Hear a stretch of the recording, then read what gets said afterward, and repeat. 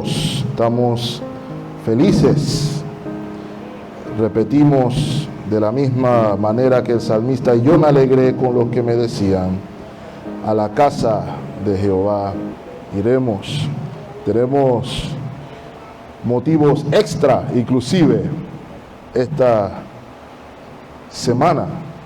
Sabemos ya es suficiente solamente estar reunido el pueblo de Dios adorando al Señor, pero también por gracia tenemos la oportunidad de recibir nuevos miembros a la familia oficialmente, también por la gracia de Dios. Y tal como el Señor lo prometió, Él iba añadiendo a su iglesia aquellos que han de ser salvos. Dios es bueno, mis amados hermanos. En la mañana de hoy vamos a retomar nuestra serie, vamos a continuar, mis amados hermanos, nuestra travesía a lo largo del libro de Jueces. Nuestra serie la hemos titulado Bajo el Señorío de Cristo, una advertencia contra el libertinaje espiritual. Y a lo largo de todo este tiempo, hermanos, hemos sido testigos de cómo el olvidarse de Dios, rechazar su soberanía, puede terminar en lo que llamamos una distorsión espiritual y un entendimiento errado de lo que es santo. Y pudiéramos, tal como el pueblo de Israel en este periodo, entrar en un ciclo decadente de aflicción. Hermanos, el último ciclo que vimos o que estudiamos fue el de la opresión amonita, que fue subyugada por el juez Jefté. Hoy, como pudieron leer, vamos a conocer otro grupo de jueces menores. Y probablemente algunos se hicieron la pregunta cuando el hermano Ricardo leyó qué es lo que vamos a hacer aquí. Sí, aquí nada más nos están diciendo tres nombres, ciudad de origen y muerte, básicamente. ¿Qué es lo que el pastor va a inventar aquí? ¿Ok? Y les pido que me tengan paciencia. Y la realidad es, hermano, es que es fácil ignorar este grupo de jueces menores, porque definitivamente la Biblia no habla mucho de ellos. Aparte de los nombres, lugar de origen, tenemos algunas cosas que hicieron aquí, específicamente el caso de que tuvieron muchos hijos. Lo que hace aún para nuestros parámetros y contexto hoy aún más raro el pasaje. Porque nosotros ahora decimos, 3, mucho, 4, mucho. De repente eso sea lo único que nos llame la atención. 30 hijos, 60 descendientes, 70 descendientes. En el caso de Abdón. Es todo lo que tenemos aquí. Y de hecho, ni siquiera hay otras referencias históricas que nos den mucha más información de la que tenemos aquí. No tenemos drama como el que tuvimos la última vez que nos reunimos. No tuvimos acción como tuvimos hace algunas semanas, inclusive meses atrás. Y por lo general es eso lo que llama la atención. Probablemente algunos de nosotros estamos esperando que el pastor termine rápido para caer en Sansón y veamos después la fuerza y la lucha y el combate. Pero hermanos, es importante que recordemos, y algo que yo quisiera que nunca olvidemos: toda la Escritura es inspirada por Dios y útil para enseñar, para redarguir, para corregir, para instruir en justicia, a fin de que el hombre de Dios sea perfecto y enteramente preparado para toda buena obra. inclusive los versos que acabamos de leer. Por tal razón, mis amados hermanos, debemos ponerle atención a estos personajes. De hecho, el mensaje de hoy lo hemos titulado Gracia que trae unidad y prosperidad. Gracia que trae unidad y prosperidad. Y voy a pedirles que por lo breve del pasaje lo leamos juntos nuevamente. Jueces capítulo 12. Y vamos a leer desde el versículo 8. Después de él, juzgó a Israel Ibzán de Belén, el cual tuvo 30 hijos y 30 hijas, las cuales casó fuera y tomó de fuera 30 hijas para sus hijos, y juzgó a Israel 7 años. Murió Ibzán y fue sepultado en Belén. Después de él juzgó a Israel Elón Zabulonita, el cual juzgó a Israel 10 años. Y murió Elón Zabulonita y fue sepultado en Ajalón, en la tierra de Zabulón. ¿Ok? 13. Después de él juzgó a Israel Abdón, hijo de Gilel, piratonita.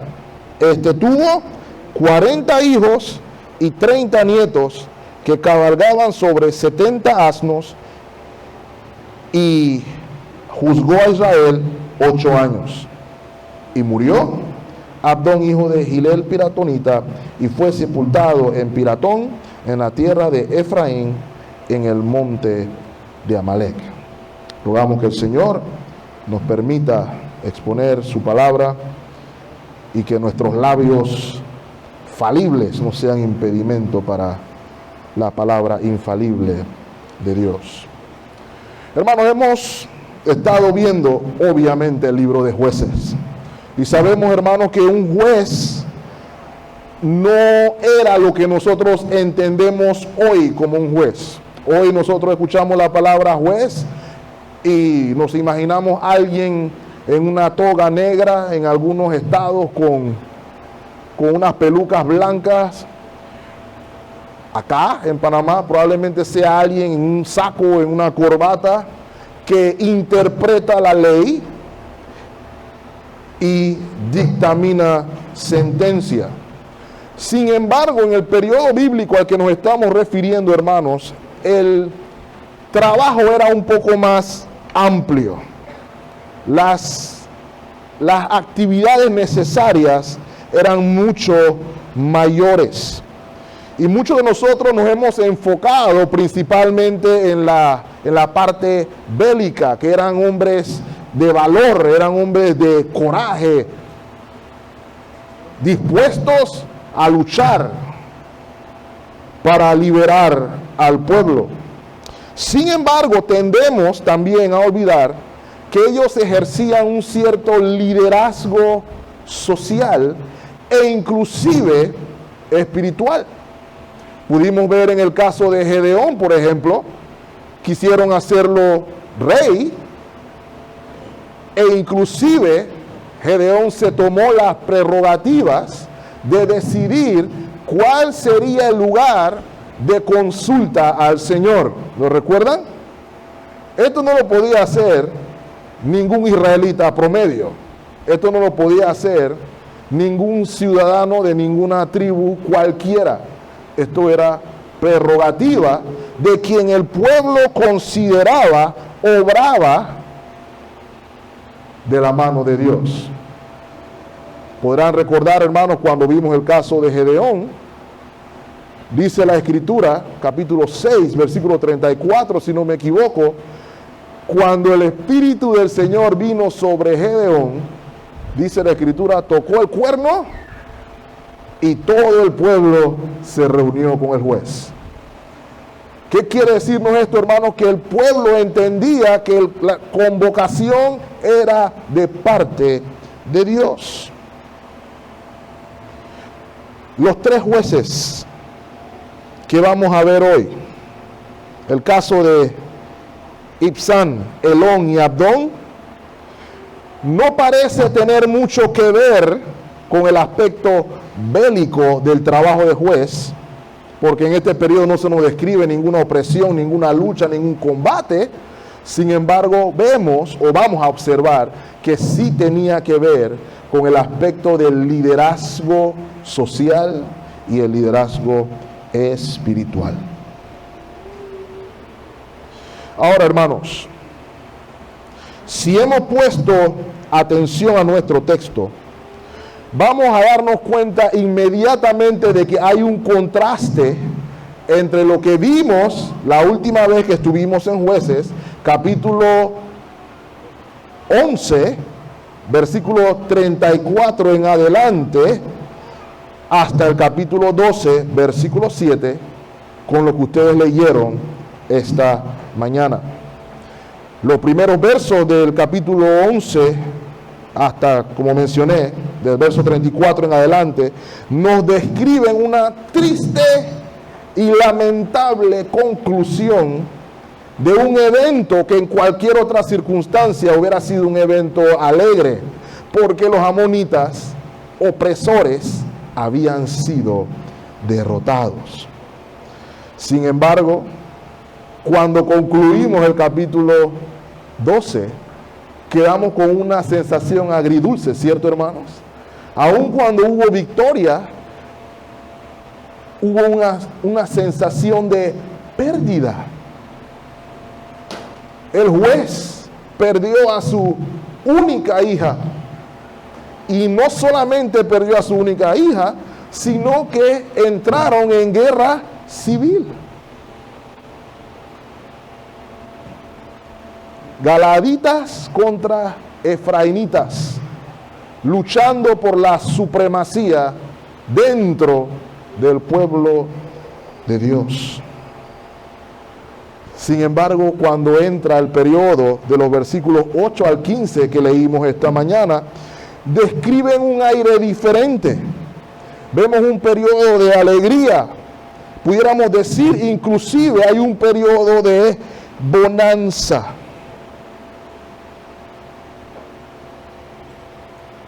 Nuestro amigo Jefté había perdido su única hija, pero en este periodo damos cuenta que hay dos jueces que están teniendo muchos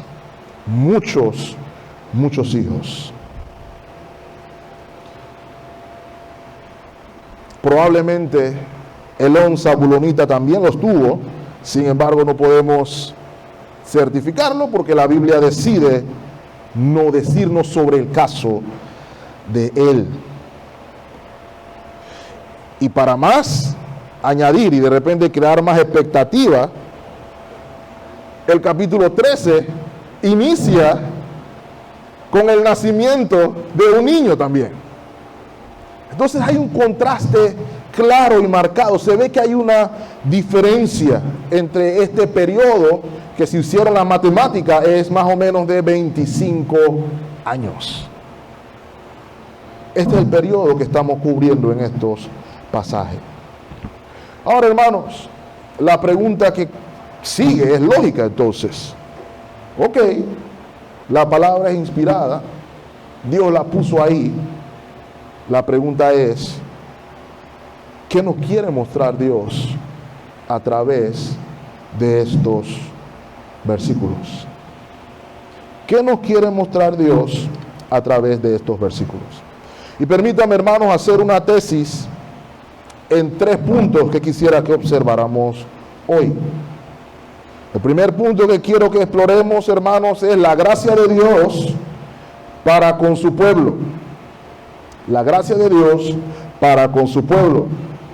El segundo punto que quiero que exploremos es el de unidad y de prosperidad en este periodo.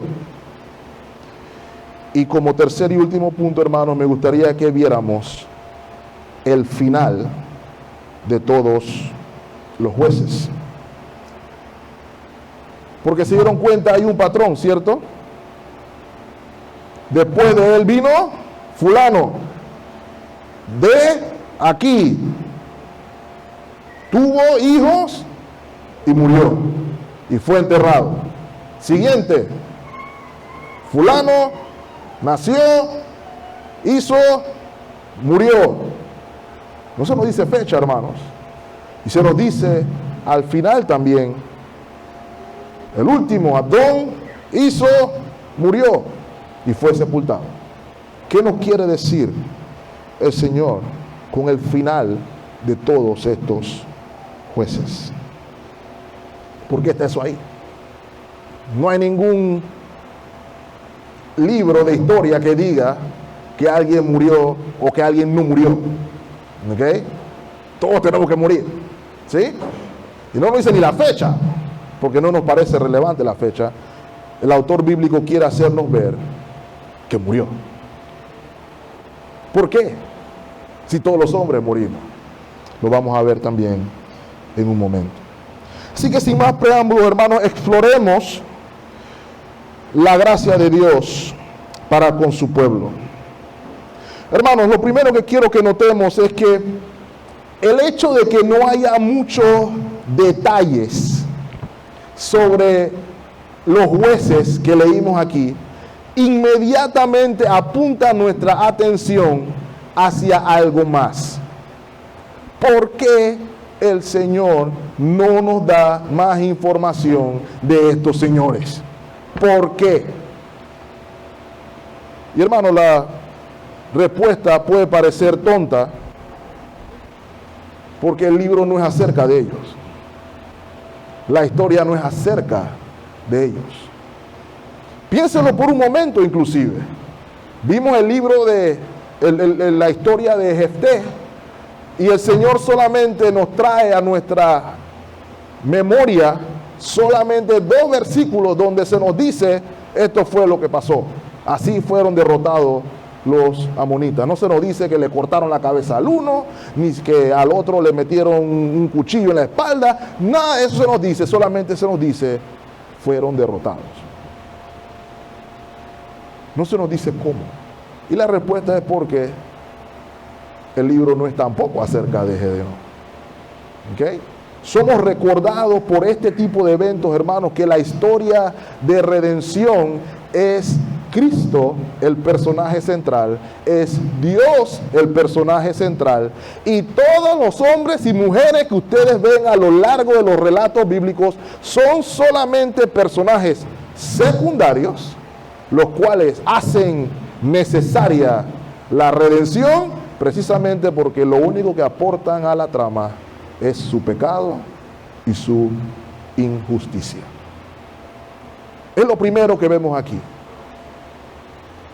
Dios es el autor de la historia y Dios es el que debe ser visto y entendido a lo largo de las páginas de las Sagradas Escrituras.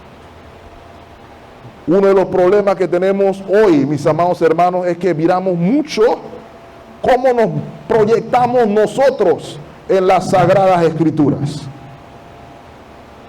Especialmente en este periodo del Antiguo Testamento. Eso lo hacemos desde que estamos en escuela dominical hasta que venimos subiendo. Ninguno de los niños en la escuela dominical dice, yo quiero ser Ehud. Todos dicen, yo quiero ser Sansón. Y se nos dice en muchos casos, tienes que ser fuerte como Sansón. Esa no es la historia de la Biblia, hermanos. Pero ya llegaremos a Sansón. No vamos a...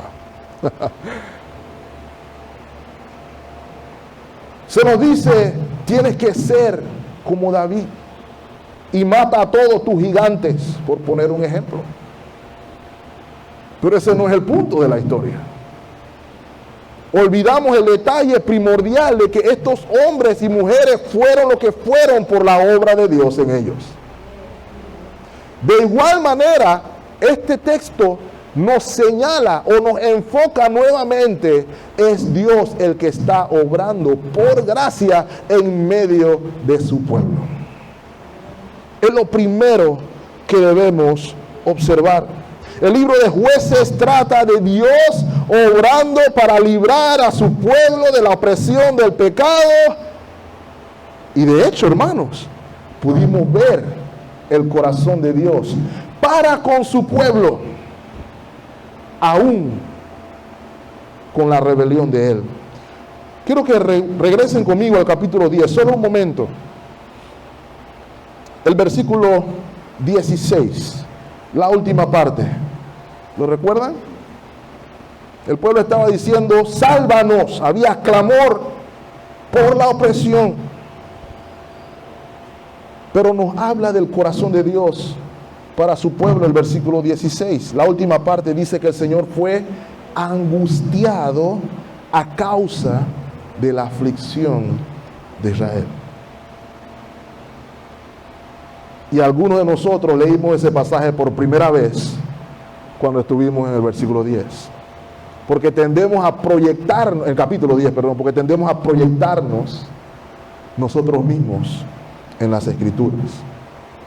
Así que Dios decide, porque créanme hermanos, estoy seguro que muchas cosas pasaron en esos 25 años. Pero el Señor no las pone ahí. ¿Por qué no las pone ahí? Porque Él quiere que sepamos. Él es el personaje. Y créanme hermanos, aun cuando vemos solamente 3 personajes, se ve aquí la mano de Dios obrando con gracia. La gracia de Dios se ve en estos 3 jueces.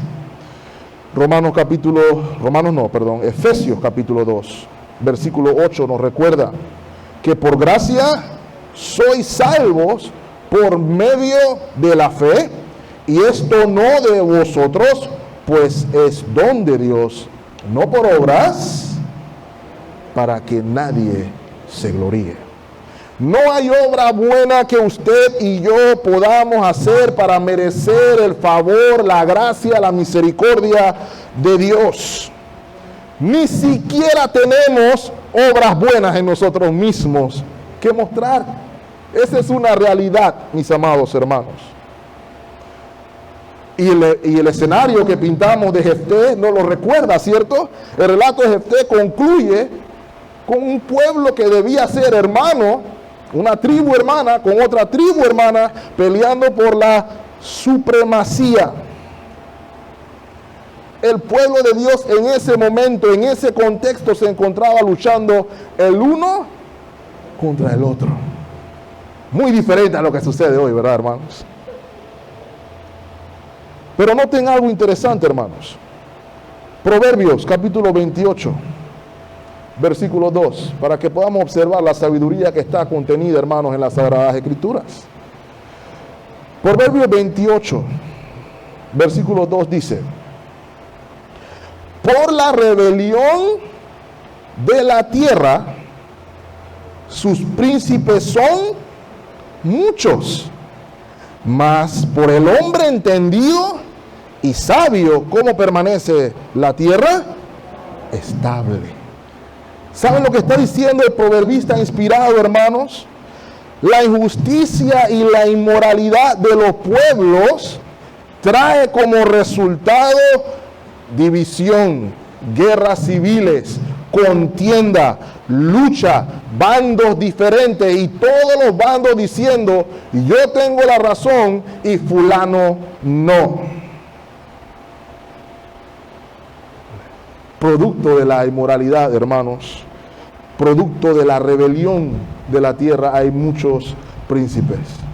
Así está nuestro mundo hoy, así están algunas iglesias hoy. Inclusive ese es el ejemplo que vemos de los israelitas en Jueces.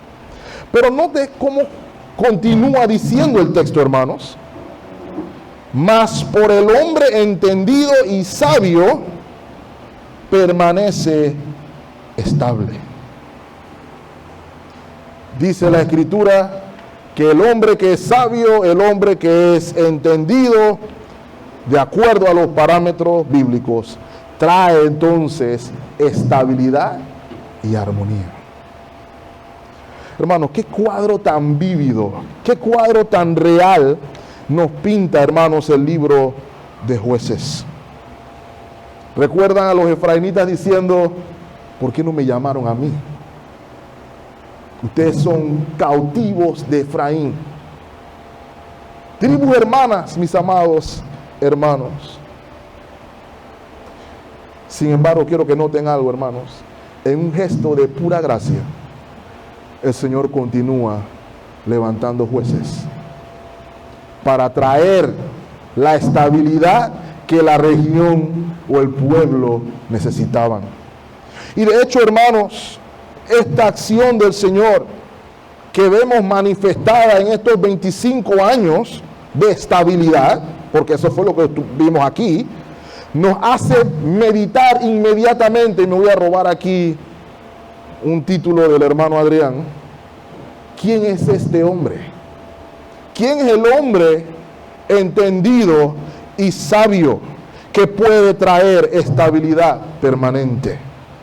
Y mis amados hermanos, ustedes saben la respuesta. Solamente hay una persona que llena esos requisitos. Y permítanme pedirles, vamos a estar viendo algunos pasajes interesantes, hermanos. Capítulo 23 de Jeremías.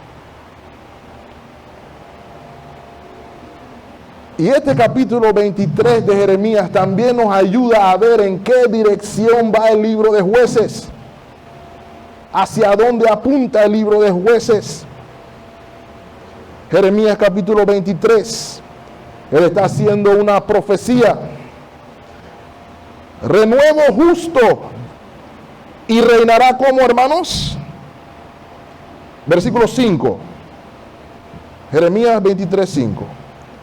Renuevo justo y reinará como rey, el cual será dichoso y hará juicio y ¿qué cosa más? Justicia. ¿Dónde, hermanos? En la tierra. Ahora mire lo que dice el versículo 6. En sus días será salvo Judá e Israel habitará como confiado. ¿Ese es el rey David? Usted pudiera pensar que sí, pero ¿qué sigue diciendo el texto? Y este será su nombre con el cual le llamarán. ¿Qué nombre, hermanos? Jehová, justicia nuestra. ¿Alguna vez llamaron a David así? El hombre entendido y sabio que ha de traer un verdadero reino estable es Cristo Jesús. Y es por eso que para los creyentes, aun cuando somos conscientes a la hora de votar, hacerlo en virtud de nuestros valores y principios bíblicos y cristianos, nosotros sabemos quién gobierna y en quién está nuestra confianza. No en ningún hombre, no en ningún gobierno, no en la ONU, no en ninguna la Organización Mundial de la Salud, solamente está en Cristo, el único sabio y entendido cuyo gobierno es estable.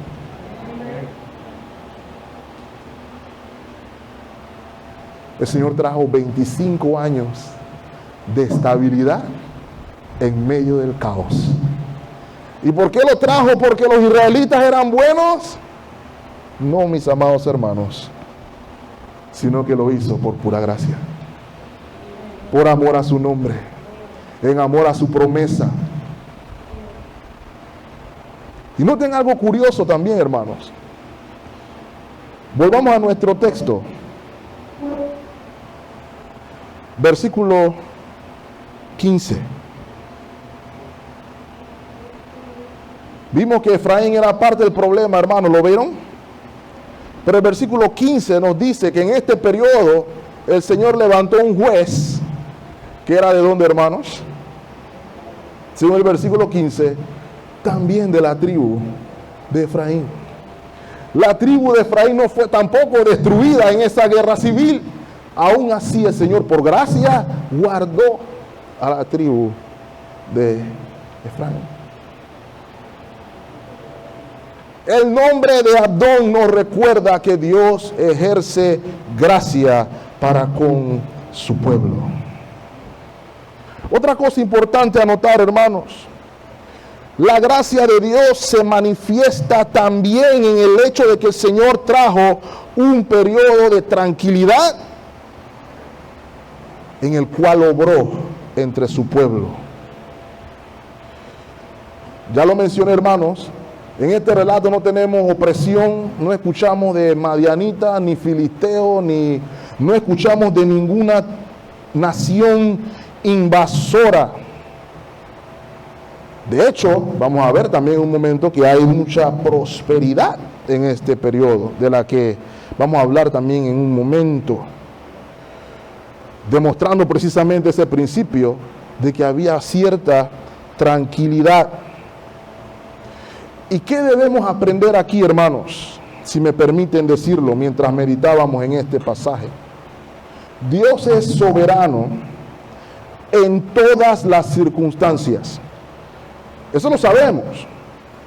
Pero hermano, permítanme recordarle que Él no es solamente soberano en los tiempos difíciles, sino también lo es en los tiempos donde aparece que no sucede nada. Vemos también que es un tiempo de que la familia toma un lugar preponderante. Eso es lo único que vemos que está sucediendo aquí. Jueces teniendo hijos. Jueces teniendo hijos y teniendo descendencia. Antes de continuar ahí, sí quisiera hacer un pequeño paréntesis, si me lo permiten, hermanos. Vez tras vez que usted lee las Escrituras, usted va a notar que la familia ocupa un lugar de preponderancia. En este caso vamos a poder ver que el bienestar o la estabilidad de la nación de Israel en estos 25 años está directamente ligada al concepto de familia. Directamente ligada, hermanos. Aun cuando el mundo nos diga hoy que el concepto de familia está exageradamente amado, la realidad es que no. El concepto de familia está siendo degradado. El concepto de familia está siendo pisoteado día con día. Algunos de nosotros tenemos nuestros hijos en la escuela y están escuchando día con día que la familia no importa tanto, que el matrimonio no sirve, que el matrimonio no representa nada importante para la sociedad, etcétera, etcétera, etcétera. Pero permítanme decirles, hermanos, ninguna sociedad avanza sin familias fuertes. Ninguna. No importa lo que el mundo quiera decir. No importa. Pero quiero que perciban aquí, mis amados hermanos, que la gracia del Señor se manifiesta aquí en un momento en que hay tranquilidad y que hay relativa paz. Y quiero que recuerden, hermanos, que nuestro Señor se puede manifestar en el torbellino, como en el caso de Job, pero también lo puede hacer en el silbido apacible, como en el caso del profeta Elías. En todas las circunstancias el Señor obra.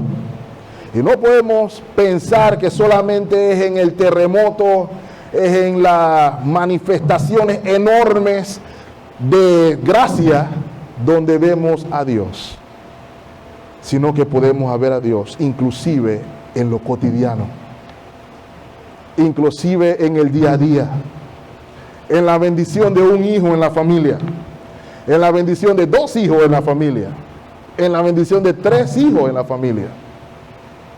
¿Puedo seguir, hermano, o ya dejan de ser bendición en algún número? ¿Ven hacia dónde voy, hermanos? Hasta en eso se ve la gracia de Dios. En el plato con el que desayunó esta mañana, usted ve en lo cotidiano la gracia de Dios. Y algunos de nosotros estamos tan acostumbrados a querer señales en el cielo y que se caiga un rayo, muéstrame algo sobrenatural y quiero moverme en lo sobrenatural. Dejamos de percibir la gracia de Dios en lo natural. Dios también obra en medio de lo natural, en las cosas cotidianas de la vida. No dejemos de ver la gracia de Dios en esas cosas, hermanos. Es lo que nos está recordando este periodo. No tenemos registro de nada más. Solamente se nos dice, estos jueces estaban teniendo hijos. Y probablemente usted y yo diríamos, wow, ¿y? ¿Dónde está la sangre? Sansón, la quijada del burro, ¿dónde? ¿Cuándo? Pero hermanos, 25 años, luego del tiempo de tormenta que hubo allí con la lucha civil, ese tiempo de gracia, de tranquilidad que da Dios, valioso. También somos recordados, hermanos, que no hay mal que dure 100 años. Eso no está en la Biblia, pero eso también es muestra de la gracia de Dios, que aún sin merecerlo, da desahogo y da estabilidad a su pueblo. Hay otro refrán popular que no está en los proverbios: Dios puede apretar, pero no ahorca. La gracia de Dios también se manifiesta, mis amados hermanos, en la tranquilidad. Alguien lo puso de la siguiente manera, hermanos. Permítanme leérselos. Aunque la superficie de su vida no se altere, ni su tenor varíe por ningún cambio sorprendente, puede haber una obra oculta de Dios sucediendo en el alma. Una obra que sea más trascendental que la ganancia o la pérdida de fortunas, o las vicisitudes de las enfermedades y la salud. La fe puede hacerse más fuerte y el amor puede arder con más fuerza.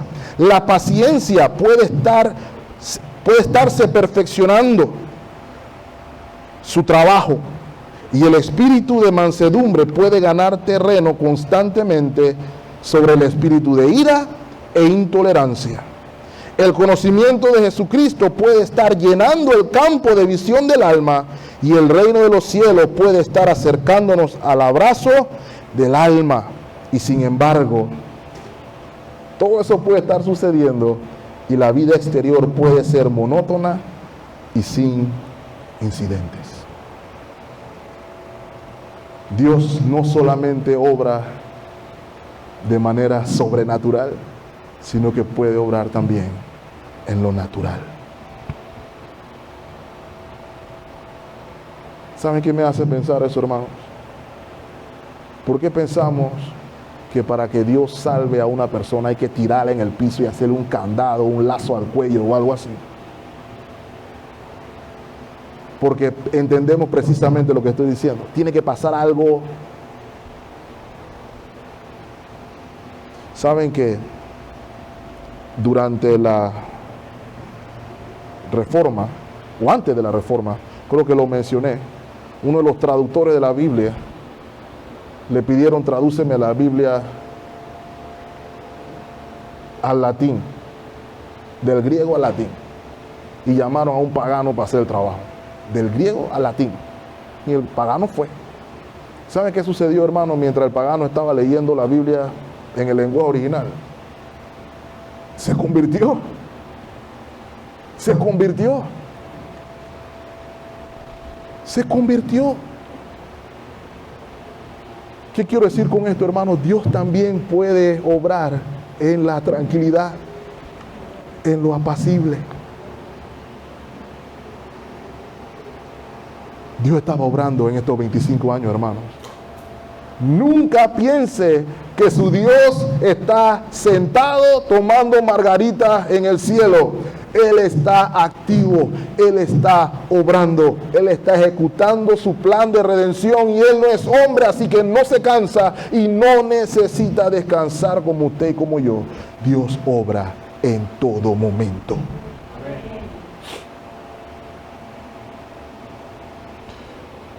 Otra cosa que notamos, hermanos, que resulta por la gracia de Dios, es que este es un periodo donde encontramos unidad y prosperidad.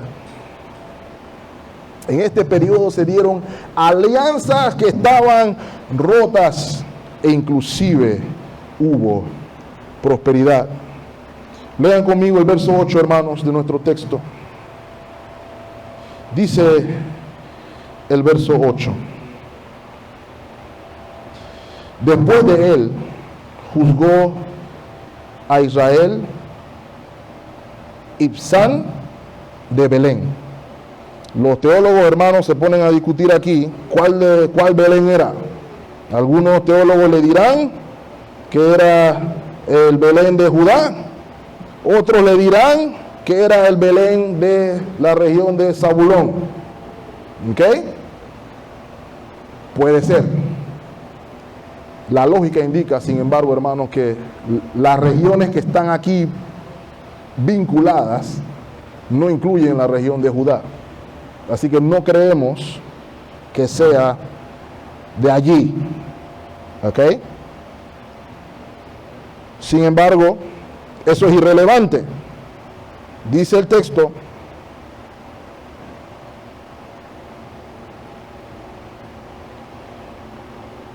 versículo 9, aquí es donde se ve lo relevante.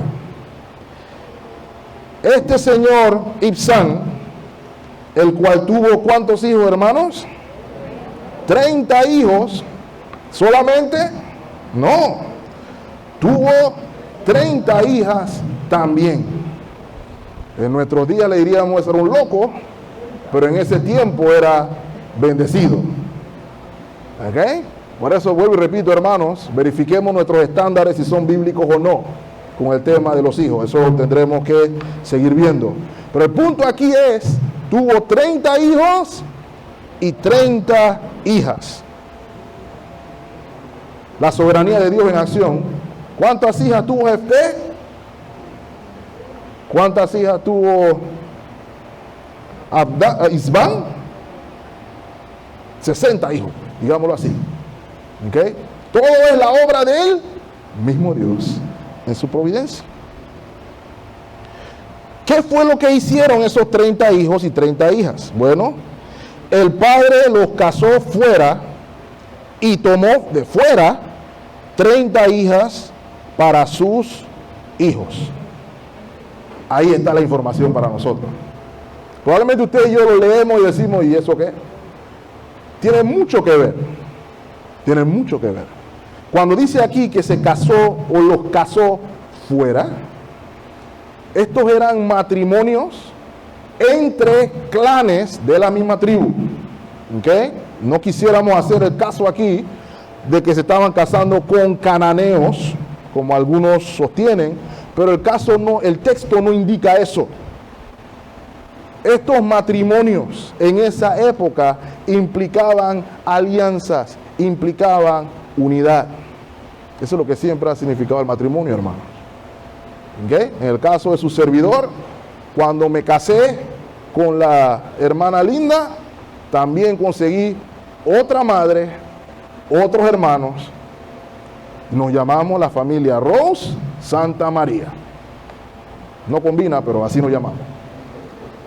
¿Ok?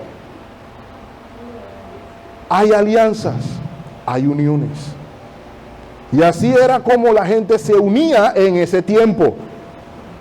Así que este señor tenía hijos y hijas para hacer alianza con todo el mundo, dentro de la tribu del Señor. Ese es el punto que quiero que observen aquí, hermanos. ¿Ok? Dice también que tuvo 30 hijas para casar con otros 30 hijos también. Y el juez, así fue como alcanzó su prominencia, su referencia como juez. ¿Ok? Pero en este periodo, hermanos, tenía que haber estabilidad para que esto se diera, ¿cierto? Hasta algún punto. Y comenzamos a ver la mano de Dios, primero trayendo unión donde había batalla y prosperidad también. Sáltese al versículo 12 conmigo.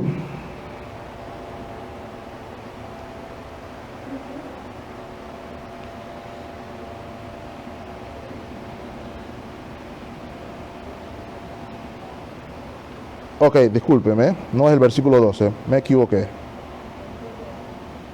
Sáltese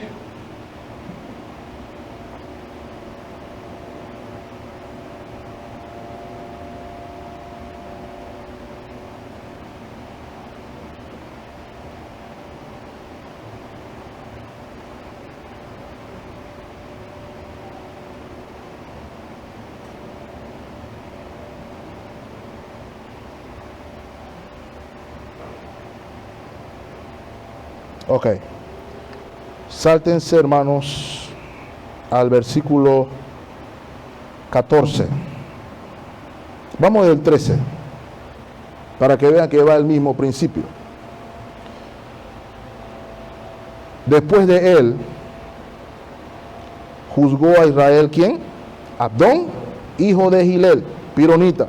¿Cuántos hijos tuvo este, hermanos?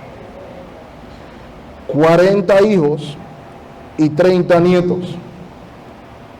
70 descendientes. Pero ¿qué es lo que se nos dice aquí? ¿Qué hacían esos 40 hijos y 30 nietos? Cabalgaban sobre 70 asnos y juzgó Israel 8 años. Bueno, ¿saben qué nos está diciendo eso?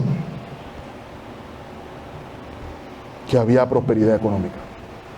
En ese tiempo, hermanos, lo único que podían cabalgar en asnos eran los que estaban en lujo, en prosperidad.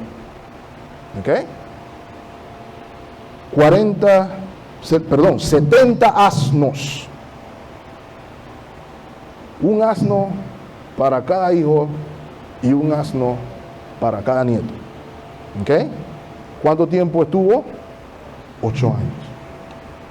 De modo, hermanos, Dios en este periodo de 25 años, por gracia, otorgó estabilidad que permitió unidad y que también permitió, si se dieron cuenta allí, prosperidad.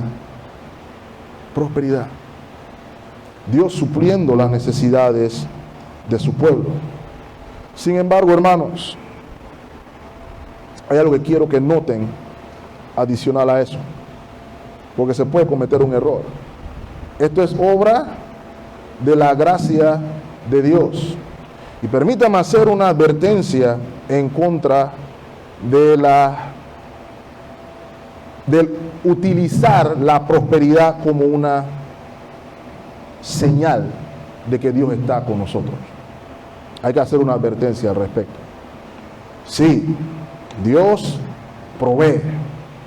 Leyeron en uno de los momentos, me falla la memoria, uno de los casos de los jueces, estuvo luchando contra uno de los imperios que oprimió de tal manera al pueblo que quedaron empobrecidos. Creo que fue el mismo caso de Gedeón. Estaban en pobreza, estaban, como decimos en buen panameño, comiéndose un cable a causa de la opresión. Y fue en ese momento que dijeron, Señor, y clamaron. Y el Señor proveyó. ¿Ok? Pero a veces cometemos un error en asociar la prosperidad con tener a Dios agarrado de la barba. Hay que tener también cuidado con el otro extremo. ¿A qué me refiero con esto, hermanos? Hay un patrón que hemos de notar en estos últimos capítulos que hemos estado viendo. Yo les mencioné que algo sucedió o algo dejó de escribirse en la Biblia cuando culminó el periodo de juez de Gedeón. En ese momento que terminó su periodo, se utiliza por última vez la frase, reposó la tierra. Y a partir de ahí, lo vimos con Jefté, inicia otro patrón. Murió el juez, y después de él, y después de él, y después de él, y después de él. Puede ser una casualidad el patrón. No lo creemos, hermanos. Puede estar diciéndonos algo. Había tranquilidad por la gracia de Dios, pero no necesariamente había reposo en Dios.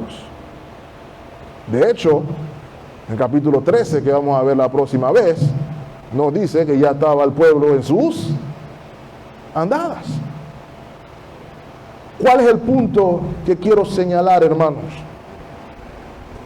Hoy más que nunca tendemos a confundir la prosperidad no solo como una un acto de gracia de Dios, sino como una señal de espiritualidad.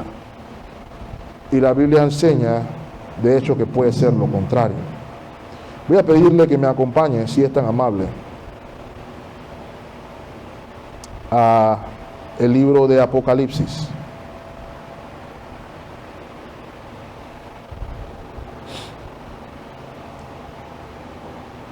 Apocalipsis capítulo 3.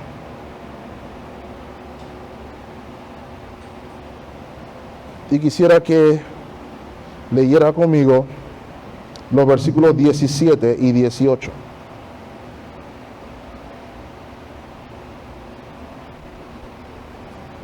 Dice la palabra del Señor. Esto es un mensaje a una iglesia, no a un cabaret, no a un prostíbulo. Este es un mensaje a una iglesia, específicamente la iglesia de la Odisea. Noten el versículo 17. ¿Qué era lo que decía la iglesia? Porque tú dices, yo soy rico y me he enriquecido y de ninguna cosa tengo necesidad. ¿A qué estaba asociando la iglesia de la Odisea su éxito? A la abundancia económica, como muchas iglesias lo hacen hoy. ¿Sí? Pero note cuál es la realidad. Versículo 19. Ok. Ahí mismo el 17. Y no sabes que tú eres, ¿qué cosa? Un desventurado, miserable, pobre, ciego y desnudo. Por tanto, yo te aconsejo que de mí compres oro refinado en fuego, para que seas como entonces verdaderamente rico, y vestiduras blancas para vestirte, y que no se descubra la vergüenza de tu desnudez, y unge tus ojos con colirio para que veas. ¿Ve el contraste, hermanos? No debemos, bajo ninguna circunstancia, asociar un gesto de gracia, un acto de gracia de Dios con madurez o inmadurez espiritual. Hemos escuchado inclusive por ahí, no, tú no tienes plata, tú eres pobre, entonces tú no tienes fe, o cosas así. El principio es el siguiente, hermanos.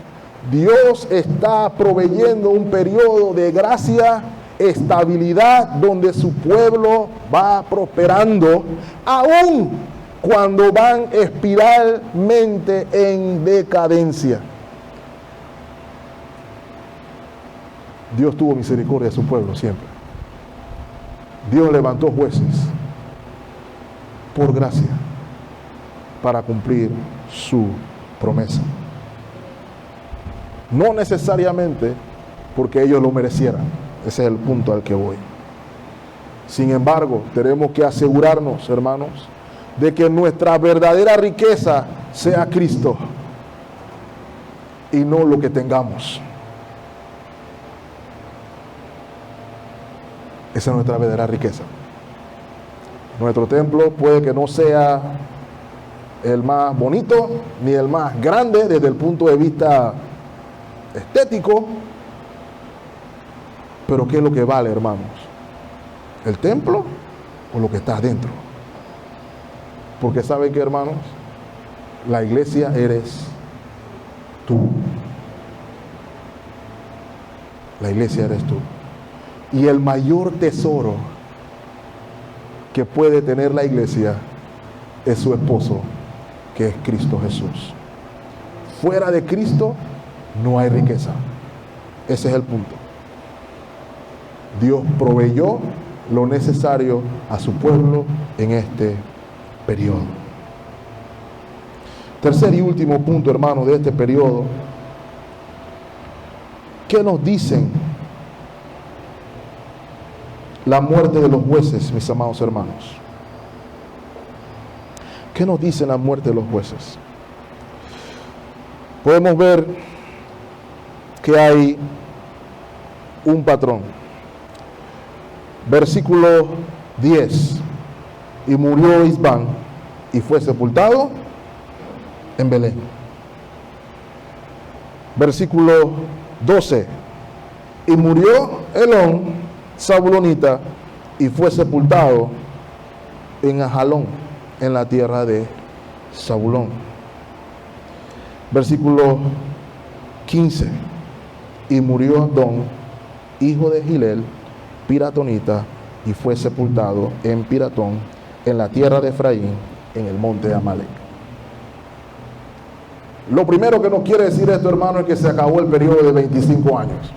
Si lo viéramos con luces largas, se acabaron los 25 años. Iban a comenzar un periodo un poco complicado después, como vamos a ver en el capítulo 13.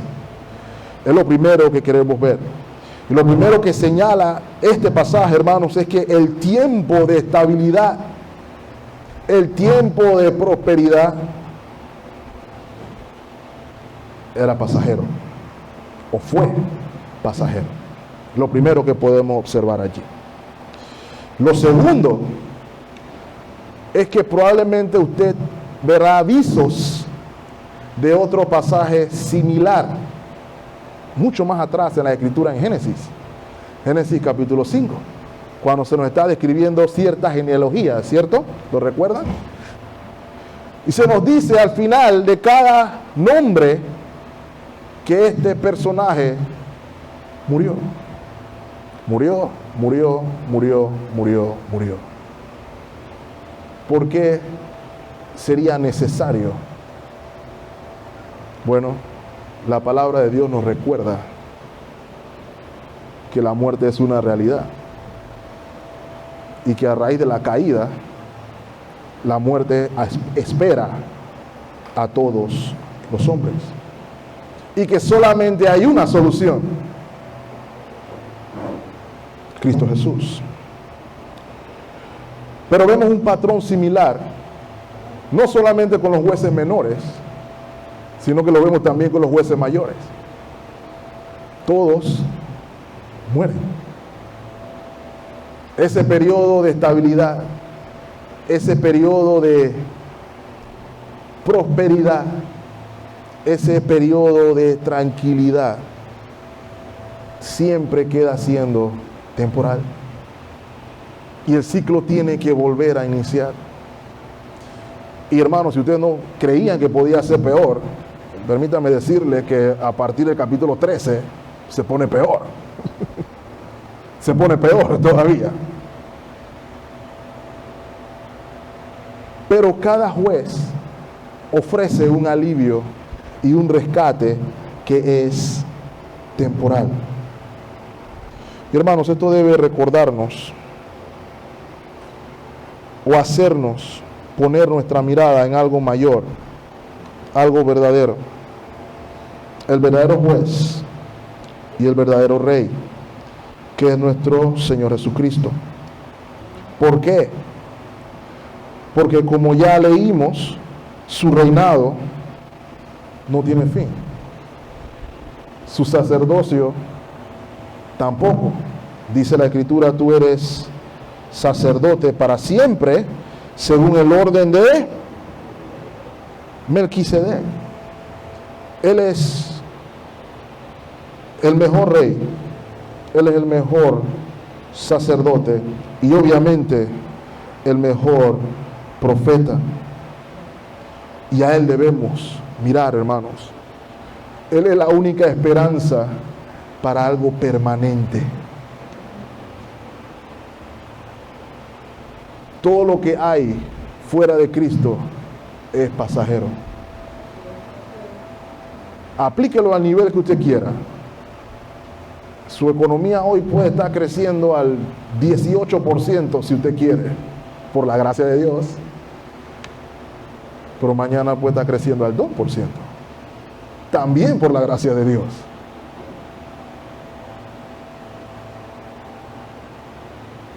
Podemos tener un gobierno democrático hoy, por la gracia de Dios, pero mañana puede que no, también por la gracia de Dios.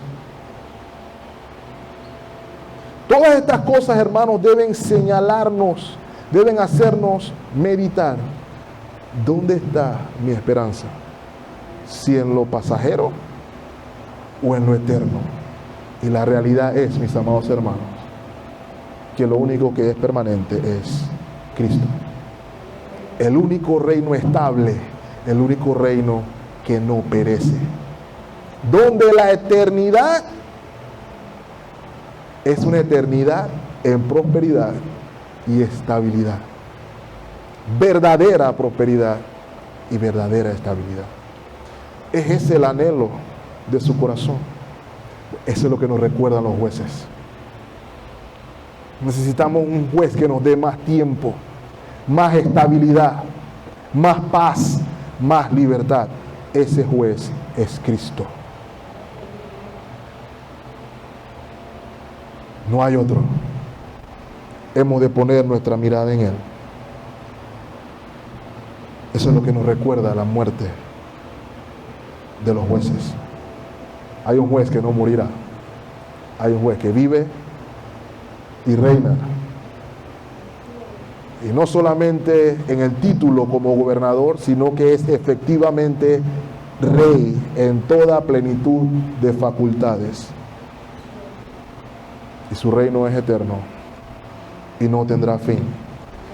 Leímos en Isaías que va a ser de alegría, de gozo, de justicia.